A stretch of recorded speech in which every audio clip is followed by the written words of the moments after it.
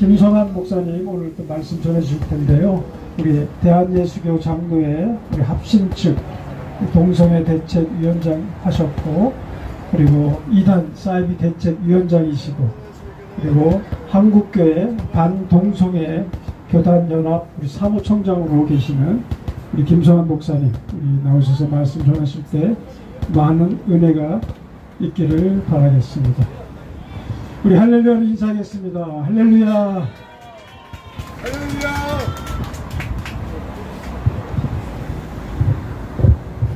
성경 봉독, 오늘 성경 봉독할 말씀은 요한복음 4장 23절 한 구절을 말씀을 우리 다 같이 한번 봉독해 볼까요?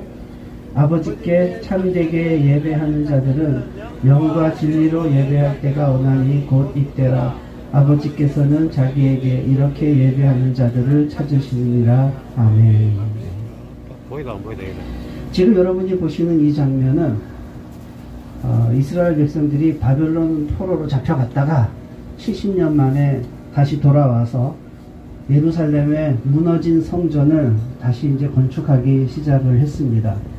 근데 이때 이제 이스라엘이 힘이 없어서 새로 짓는 이 성전은 아주 작고 초라했습니다.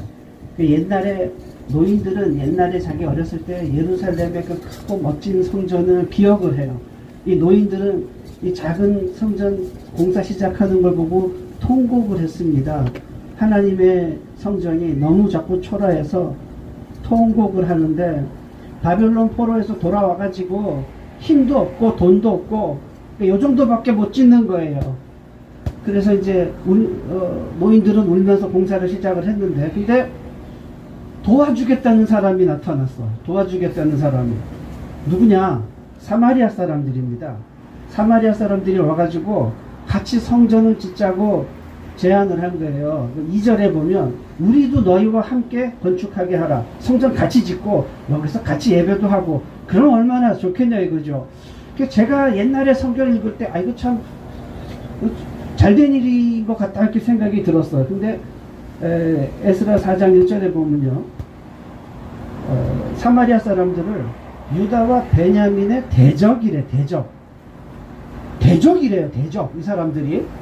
근데 이 사람들이 이때까지 서로 뭐 싸운 일도 없고 원수진 일도 없어요. 그런데 왜 이 사람들을 대적이라 그러느냐? 태생이, 이 사람들 정체가 신앙이 이상한 사람들이었습니다. 자기들도 2절에 보면요, 우리도 너희와 같이 하나님을 찾노라. 우리도 하나님 믿는 사람이다. 니들처럼 우리도 하나님 믿는 사람이니까 우리 같이 서로 성전도 같이 짓고 예배도 같이 하면 좋지 않겠냐, 그러는 거예요.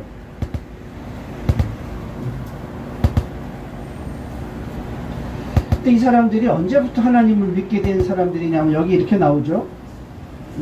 아수르왕 에살 할돈이 우리로 이리로 오게 한 날부터 우리가 하나님께 제사를 드리노라. 그러니까 이 사람들이 원래 하나님 믿는 민족이 아니었는데 어느 날부터 여기 와서 하나님을 섬기게 됐다 그래요. 그게 대충 한 200년 정도 이제 여기 와서 하나님께 제사를 드리기 시작했던 겁니다. 그랬더니 이스라엘 사람들이 딱 거절해 버렸어요. 나 니네랑 건축 같이 안 한다. 우리끼리 건축할 거니까 니네는 관여하지 말아라 이거. 스룹바벨 총독과 유대인 족장들이 그냥 단칼에 거절해 버린다. 한마디로 그냥 딱. 잘한 것 같아요? 잘 못한 것 같아요? 예, 제가 어렸을 때 이 성경 구절 읽을 때 이게 이 사람들 좀 실수한 거 아닌가. 자기들도 하나님 믿는다는데 너도 하나님 믿고 그럼 서로 힘 합쳐서 같이 성전 짓고 같이 건축하면 같이 예배하면 좋지 않냐. 근데 너무 매몰차게 이렇게 비인간적으로 거절한 게 참 안 좋아 보였습니다. 근데 그러자 이 사마리아 사람들이 이제 그때부터 성전 건축을 방해하기 시작했어요. 이때부터 원수가 된 겁니다. 이때부터. 그 사마리아 사람들하고 유대인들이 사이가 나빠진 게 이제 이때부터 사이가 나빠지기 시작을 했어요. 근데 이 사마리아 사람들이 만약에 진실로 자기 마음속에 참되게 하나님을 믿는 사람들이라면 한 번 거절을 당했다 하더라도, 좀 마음에 섭섭하다 하더라도 성전 건축하는 걸 방해하면 안 되잖아요. 근데 이 사람들이 이때부터 마귀짓을 하기 시작한 겁니다. 성전을 방해하고. 이건 사탄의 짓이죠. 이 사람들이 참된 신자가 아니라는 증거입니다. 그리고 이제 이렇게 이스라엘 사람들이 사마리아 사람들의 도움을 거절하고 자기들끼리 성전을 건축을 짓기 시작하는데 그때부터 하나님의 성령의 은혜가 내려오기 시작을 합니다. 느헤미야의 부흥이 이때 시작된 거예요. 그러니까 하나님께서 이 사마리아 사람들의 제안을 거절한 것을 기쁘게 받으셨다는 겁니다. 왜 그랬을까? 하나님은 왜 그 사람들하고 협력하지 말라고 협력하지 않는 걸 기뻐하셨겠는가? 지금 보시는 이 장면은요, 사마리아 사람들이 지금도 유월절을 하고 있어. 이게 지금 유월절 양고기 굽는 겁니다. 그러니까 지금도 사마리아 가면 이 사람들 유월절에 이렇게 양고기 구워 먹고 하나님께 제사를 드려요. 그러면 만약에 이 사람들이 지금 사마리아 가면 있어요. 이 사람들이 여기 와서 같이 예배하고 같이 성전 짓고 예배하자 그러면 여러분 이 사람들하고 같이 예배할 수 있겠습니까? 같이 이렇게 양고기 구워 먹고 그렇게 하시겠어요? 하나님 믿는다고 해서 아무나 다 함께 할 수 없다는 것을 이 에스라서가 보여주는 겁니다. 그래서 제가 왜 하나님께서 이 같이 함께 하는 걸 기뻐하지 않으셨는지를 설명을 좀 드리겠습니다. 지금 보시는 게 이제 이스라엘 지도인데요. 밑에가 남쪽이 이제 유다 지역이고 위에 사마리아, 갈릴리, 이제 이쪽이 북쪽 지파입니다. 북쪽. 이스라엘이 남북으로 나뉘어가지고 남북으로 북쪽에 10개 지파, 남쪽에 2개 지파 이렇게 나눠져 있었어요. 남쪽은 BC 586년에 망하고 북이스라엘은 그보다 더 먼저 망해요. 아수르에 망해. 그래갖고 둘 다 망하긴 망했어요. 그런데 이제 남쪽 유다는 70년 만에 포로로 갔다가 돌아오잖아요. 남쪽은 돌아와요. 근데 북쪽은 못 돌아와. 이 사람들은 포로로 잡혀가가지고 못 돌아오는 거예요. 그러면 이 북쪽에 누가 사느냐? 누가 사냐면 이방인들이 들어와가지고 살기 시작을 했어요. 그러니까 이제 여기 이방인들이 이주해갖고 들어온 거예요. 이 사람들이 이방인인데 이 사람들이 지금 사마리아 사람들입니다. 그러니까 이 사람들이 이제 빈 땅에 이스라엘 북쪽 이스라엘 10개 지파가 쫓겨나고 거기 빈 땅에 이방인들이 들어와서 살게 됐는데 여기서 재앙이 벌어져요. 뭐 사자가 사람 물어 죽이고 막 그러니까 야 이거 왜 이렇게 됐을까 막 그러고 자기들이 고민하다가 보니까 원래 이 땅이 여호와 하나님 모시던 땅이란다. 그래서 하나님께 고사를 드리기 시작해서 고사. 그러니까 제사를 드리는데 옛날에 우리 저 조상들도 그랬잖아요. 뭔 일 생기면 액대 만들고 고사하고 막 그런 식으로 하나님께 고사를 드리기 시작을 했던 겁니다. 그 자기들도 하나님 믿는다 이거예요 이제. 근데 이게 완전 엉터리였던 거예요. 원래 하나님께 제사를 드리려면 레위인 제사장 세워야 되고 성경의 율법의 명항대로 율법에 따라서 제사를 드려야 되는데 이 사람들은 자기 마음대로 그냥 아무나 제사장 세우고 막 하나님께 고사 드리듯이 그렇게 제사를 드린 겁니다. 그러면서 우리도 하나님 믿으니까 성전 같이 짓고 같이 예배하자 그러니까 이스라엘 백성들이 니네는 하나님 제대로 믿는 사람들 아니다 그러고 거절해버렸던 겁니다. 요즘 말로 하면은 사마리아 사람들은 이단인 거예요. 제대로 하나님 믿는 사람들이 아니었던 겁니다. 그래서 원수라 그런 거예요. 아까 이스라엘 백성들 유다와 베냐민의 원수라고 말한 이유가 그 전까지는 별로 싸운 일도 없었는데 그러나 그들의 신앙이 온전히 하나님을 믿는 사람들이 아닌 이상하게 하나님을 믿는 요즘 말로 말하는 이단이에요. 대적이라고 그럽니다. 원수라고. 그래서 이제 어떻게 되냐면 사마리아 사람들이 자기들끼리 성전 지어버렸어요 그냥. 그래서 이스라엘 땅에 성전이 2개가 생겼습니다. 남쪽에는 유대인들이 예루살렘 성전을 지었고 북쪽에는 사마리아 사람들이 사마리아 성전을 지었어. 그 2개가 돼서 성전이요 이스라엘 안에. 이래갖고 이제 따로따로 예배를 하게 됐는데 그러다가 알렉산더 대왕이 전 세계를 다 정복해버렸어. 그래갖고 알렉산더 대왕의 지배를 받다가 알렉산더 대왕이 죽은 후에 그 나라가 4개로 쪼개져. 근데 여기 보면 4개, 1, 2, 3, 4 이렇게 4개로 쪼개졌는데 3번 북방왕, 이 사람이 이제 에피파네스인데 이게 다니엘서도 나오는 그 유명한 왕이에요. 이 북방왕 에피파네스가 제일 세력이 강했는데 이 사람이 이스라엘을 지배를 했어.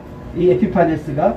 그 여기 보면 지도에 빨간 조그마한 점 하나 있어요. 보이세요? 조그마한 빨간 점 하나 보이세요? 네, 아주 조금에 잘 안 보여요. 그게 이스라엘이에요.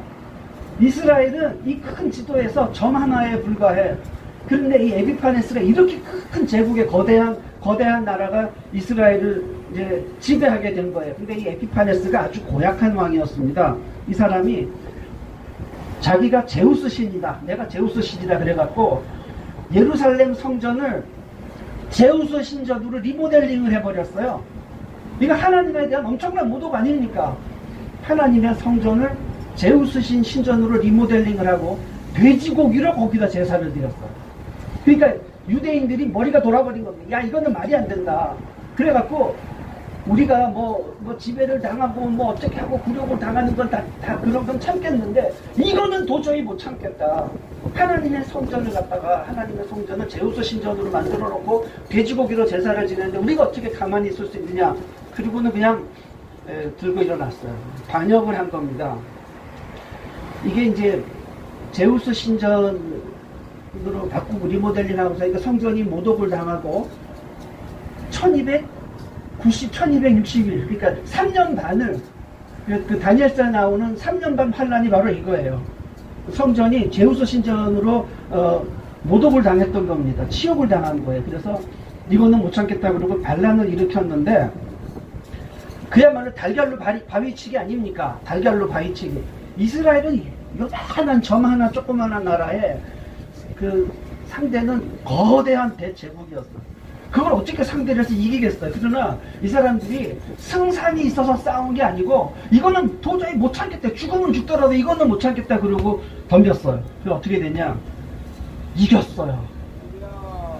이겼어. 이게 기적이에요. 이긴 거예요.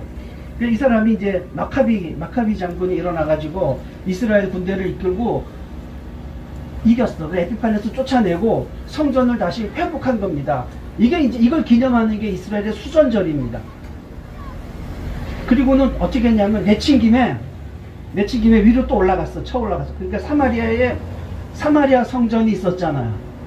그 사마리아 성전을 부셔버렸어요. 니네는 하나님께 예배할 자격 없어. 어디 이런 걸 지어. 그러고 부셔버린 거예요. 잘한 것 같아요? 못한 것 같아요? 좀 심한 것 같아요? 이거는 구약시대의 성전은 신약시대 교회와 다릅니다. 구약시대 성전은 예수님의 몸이에요. 아시죠? 구약시대 성전은 예수님의 몸이에요. 그래서 하나님이 성경에 보면 예루살렘 성전 외에 다른 성전은 인정하지 않았습니다. 그걸 범죄로 여겼어요. 왜 그러냐면 이게 예수님의 성전이기 때문에 또 다른 그 메시아, 또 다른 그리스도를 세우는 거랑 똑같은 거예요. 그래서 이걸 하나님이 인정 안 하신 겁니다. 그러니까 이 이스라엘 백성들이 이때 굉장히 철저했던 거예요, 신앙이. 그래서 이스라엘 땅 안에 2개의 성전을 용납할 수 없다는 거예요. 가짜 성전. 그리고 저거를 헐어버렸어. 그래갖고 어떻게 됐냐면 사마리아 사람들은 성전을 기껏 지어놨더니 헐렸잖아요. 그래서 이 성전이 있던 그 그리심 산에서 예배를 그때부터 하게 된 거예요. 그때부터. 예수님이 사마리아 우물가의 여인 만났던 사건 아시잖아요. 그때 이제 예수님이 그 우물가 여인한테 말을 걸었더니 이 여자가 예수님한테 뭐라고 질문하냐면 우리는 이 산에서 예배하는데 당신들은 예루살렘에서 예배한다. 그러면 사마리아 사람들은 왜 산에서 예배하느냐. 그때 마카비가 가서 헐어버렸어, 그 성전을. 그러니까 성전이 없어진 거예요. 그래서 그때부터 사마리아 사람들은 산에서 이제 예배를 하게 된 겁니다.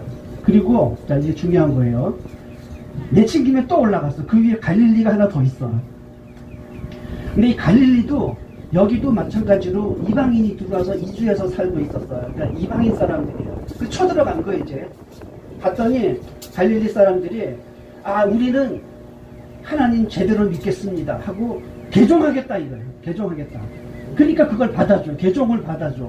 그래서 갈릴리 사람들은 유대인들하고 똑같이 할례도 하고 성경 그대로 믿고 하나님이 그 성경에 있는 그 모든 가르침을 다 받아들이기로 하고 개종을 하고 이 사람들은 유대인으로 인정을 해주게 된 겁니다. 그러니까 갈릴리 사람들은 원래 이방인인데 유대인의 그 신앙을, 이스라엘 신앙을 그대로 받아들여서 이스라엘 사람으로 인정을 받게 된 거예요. 자, 그럼 이제 우리 퀴즈 한번 풀어봅시다. 예수님은 유다 지파잖아요.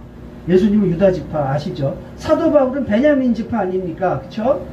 그 베드로는 어느 지파예요? 베드로는 어느 지파예요? 베드로는 지파가 없어. 왜 그러냐면 갈릴리 사람들은 원래 혈통이 이스라엘 혈통이 아니에요. 네?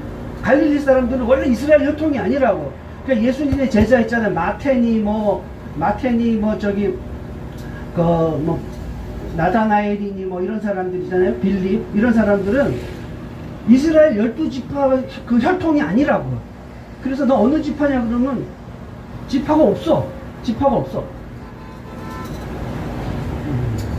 자, 이걸 정리해드리면 이렇습니다. 갈릴리 사람들은 혈통으로는 이스라엘 사람이 아니지만 신앙은 이스라엘 신앙을 받아들인 사람들이고, 사마리아는 혈통도 이방인이고 신앙도 가짜예요. 그리고 이제 순수하게 유대인들은 혈통도 아브라함의 자손이고 신앙도 아브라함의 신앙, 그 성경의 신앙을 이어받고 있는 사람들입니다. 그래서 성경에 이런 말이 있잖아요. 갈릴리에서는 선지자가 날 수 없다. 아주 무시당했어, 갈릴리 사람들은. 왜냐하면 반쪽 이스라엘이다, 이거 반쪽 이스라엘. 혈통으로는 이스라엘 사람이 아니다. 그래서 이렇게 무시를 당했던 겁니다.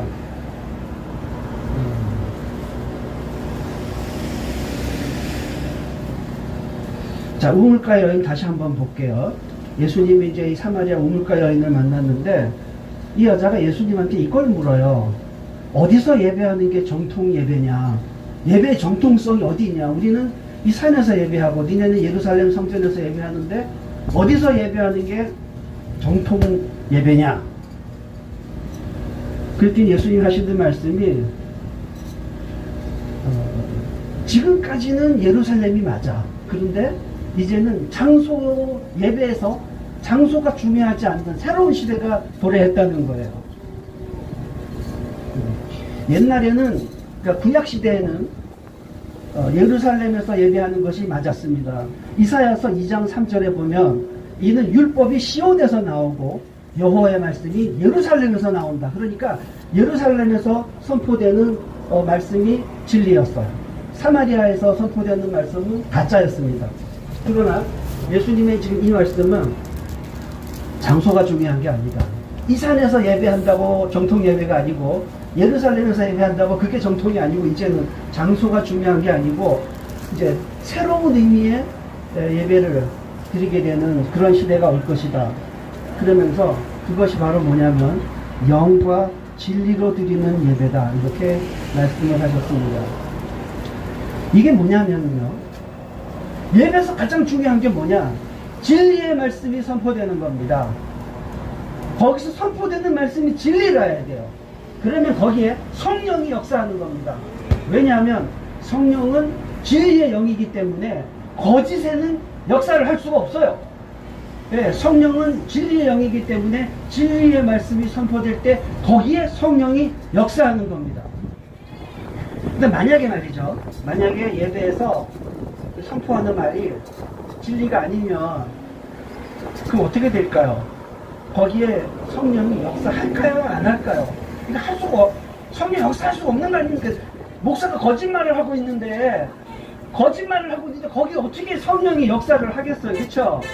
근데 만약에 목사가 여기서 거짓말을 하는데 뭐 어떤 영이 막 역사한다. 그러면 그게 성령이겠습니까? 악령이겠습니까? 그 성령일 수가 없는 거예요. 어떤 목사가 말이죠. 어떤 목사가 이렇게 설교를 했어. 손가락 2개를 딱 펴고 이거 몇 개를 보여? 2개를 보여? 목사님이 이거 5개야 그러면 2손 들고 아멘을 해야 돼 또. 예? 그런 목사님이 있어서 누군지 아시죠? 예, 누군지 아실 거예요. 그러면은 이게 예배냐고 이게. 자, 이게 5개다. 그런데 아멘 하면은 그건 거기서 역사하는 영은 성령이 아니고 악령인 겁니다. 성령은 진리 위에 역사하고 악령은 거짓에 역사하는 거예요. 성령은 성도들에게 분별력을 갖게 합니다. 악령은 성도들의 정신을 흐리멍텅하게 해서 분별력을 없애버려요. 그래서 정말 성령 충만한 사람은 혹시 목사가 실수해서 이거 두 개 아닌가 그래도 성도들은 성령 충만함은 분별해요. 목사님 그거 아니에요. 이렇게 분별을 하게. 성령 충만한 사람은 분별을 한다고요. 분별을. 근데 악령에 취한 사람은 분별을 못해. 뭐 누가 거짓말해도 아멘해. 두 손 들고 아멘해요. 그런 걸 예배라고 자꾸 하다 보면은 사람이 점점 바보가 되겠죠. 제가 최근에 어느 보수 정치인을, 유력한 보수 정치인을 만난 적이 있는데 그 사람이 이런 이야기를 해요. 그 목사가 좀 입이 거칠고 거짓말을 좀 한다고 해도 지금 당장 좀 도움이 된대. 어저께 제가 뉴스를 보니까 어저께 용산에서 집회를 했더라고요. 보수 진보 뭐 이렇게. 진보 측에서는 뭐 15,000명 왔다는데 보수 측에서는 1,000명 왔대. 근데 제가 뉴스 화면을 보니까 비슷비슷해요. 언론이 거짓말을 해요. 진보 쪽은 부풀리고 보수 쪽은 막 축소시키고 그렇게 거짓말을 하더라고요. 근데 어쨌든 간에 진보 쪽에서 촛불 들고 나오면 보수 쪽에서도 좀 사람이 나와줘야 되는데 이 정치인 이야기가 그런 면에서 아직은 이 사람이 좀 거짓말을 좀 해도 좀 써먹을 때가 있는 것 같으니까 좀 건드리지 말고 내버려뒀으면 좋겠다 그러더라고요. 그래서 내가 속으로 참 답답하고 안타까웠지만 정치인은 뭐 원래 그런 거 아니겠어요. 정치인은 자기 정치적 이익 그거밖에 계산할 줄 모르잖아요. 그러나 성도들은 그러면 안 되는 겁니다. 성도들은 거짓은 거짓이라고 진리는 진리라고 그걸 분별하고 말을 해줘야 되는 거죠. 왜냐하면 국민들한테 이건 독을 먹이는 거 아닙니까? 그래서 이 거짓말하는 목사는 뭐 굳이 비유를 하자면 독이 든 사과 같아요. 독에다가 사과를 넣는지 사과에 독을 넣는지 잘 모르겠어. 에? 독이 든 사과 먹는 방법이 있어요. 독이 든 사과 어떻게 먹냐면 독 빼고 먹으면 돼. 그쵸? 보고 요리도 독 빼고 먹으면 되는 거거든요. 근데 저 아저씨는 독 빼고 나면 먹을 게 없어.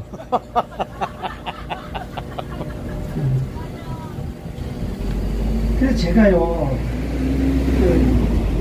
저 목사님한테 빠져있는 많은 성도들을 생각하면 참 마음이 안타까워요. 그래서 내가 한마디 해주고 싶어. 꼭 이 말씀을 좀 들려주고 싶어.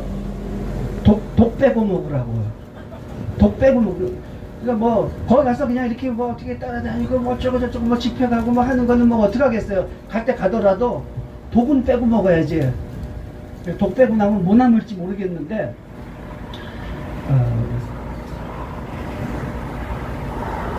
독을 빼는 방법은요 무슨 말을 할 때 그냥 무조건 두 손 들고 하면 할 게 아니고 그게 맞는지 틀린 건지 성경하고 맞는 건지 틀린 건지 좀 봐가면서 걸러내가면서 들으라는 거예요. 그러면 조금 낫지 않겠어요?